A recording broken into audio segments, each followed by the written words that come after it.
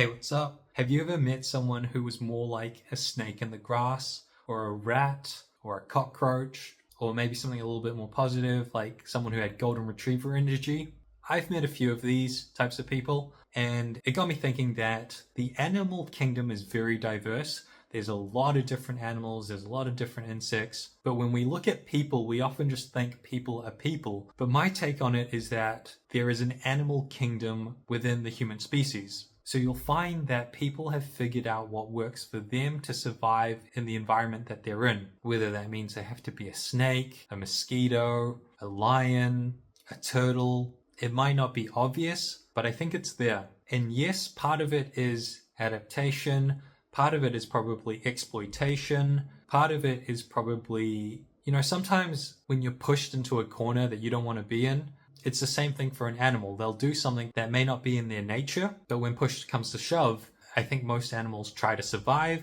For example, if you have a rat under a hot bucket on a wooden floor, if you heat up the hot bucket, the rat will probably try to chew through the floor to get out of the hot situation that it's in, to try to survive. And I think people are no different. And I think when you look at it that way, animals and humans are very much alike. I mean, humans are animals, but I feel like we often look at them very differently to animals because you can't necessarily see the physical traits that you would see in animals. So for example, if you saw an alligator with its sharp teeth, it's pretty clear, and I think most people understand that that's a predator. But if you saw one person next to another person, it might not be as obvious that one's a predator and one's not. And this is why it's so hard to make the correct judgments, but it's very important to be able to discern between different types of people in different types of environments.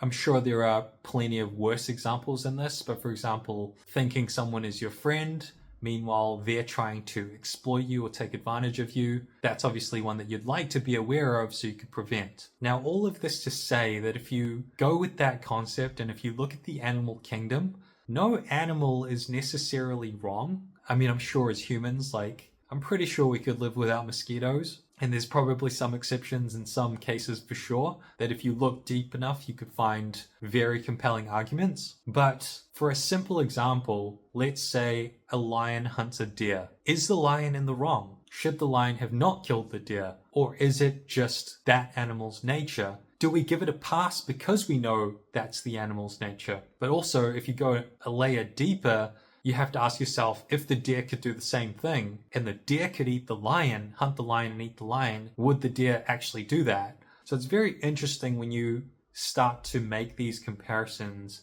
because not to make excuses for animals or not to make excuses for certain people with certain behaviors, but if you're a deer and someone's a lion, maybe your best bet as the deer is to stay away from the lion. But on the other side, if you are a lion, you kind of need the deer to survive as well. So I don't know. I think there are complex relationships between people in the world.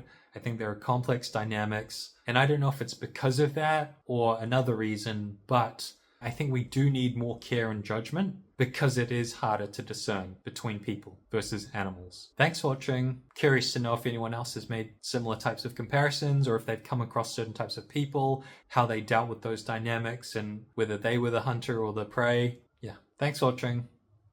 See you next time.